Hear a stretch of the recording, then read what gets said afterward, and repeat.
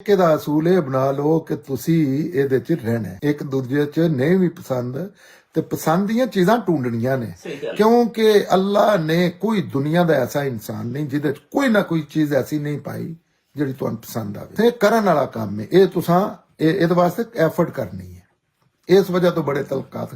ਦੂਸਰੀ ਇਹਦੇ 'ਚ ਕਿਹੜੀ ਚੀਜ਼ ਹੈ, ਤੁਹਾਡੀ ਇਹ ਅੰਡਰਸਟੈਂਡਿੰਗ ਜਾਂ ਤੁਹਾਡਾ ਜਿਹੜਾ ਰਿਸ਼ਤਾ ਹੈ ਇਹ ਕੋਈ ਐਵੇਂ ਹੀ ਨਹੀਂ ਕਿ ਚਾਰ ਦਿਹਾੜੇ ਰੱਖ ਕੇ ਤੇ ਤਰੋੜ ਨਹੀਂ, ਇਹਦਾ ਇੱਕ ਨਤੀਜਾ ਨਿਕਲਣਾ ਔਰ ਇਹ ਨਤੀਜਾ ਨਿਕਲਿਆ ਤੇ ਤੁਸੀਂ ਦੁਨੀਆ ਤੇ ਆਏ ਹੋ। ਫਿਰ ਇਹਦੇ ਵਿੱਚ ਜਿੰਨੇ ਵੀ ਮਾਮਲਾਤ ਹੋਣੇ ਨੇ ਇਹ ਤੁਹਾਡੇ ਦਰਮਿਆਨ ਹੋਣੇ ਚਾਹੀਦੇ ਨੇ, ਕਿਉਂਕਿ ਤੁਸੀਂ ਅਗਰ ਫੈਸਲਾ ਕਰ ਲਿਆ ਨਾ ਆਪਣਾ ਖਾਨਦਾਨ ਤਬਾਹ ਕਰਨ ਦਾ, ਬੱਚੇ ਹੋ ਗਏ ਨੇ, तो दूसरिया ने सिर्फ आके कोई अग लाएगा तो कोई अग बुझाएगा थोड़ी बहुती। असल फैसला तुहाडा होना है।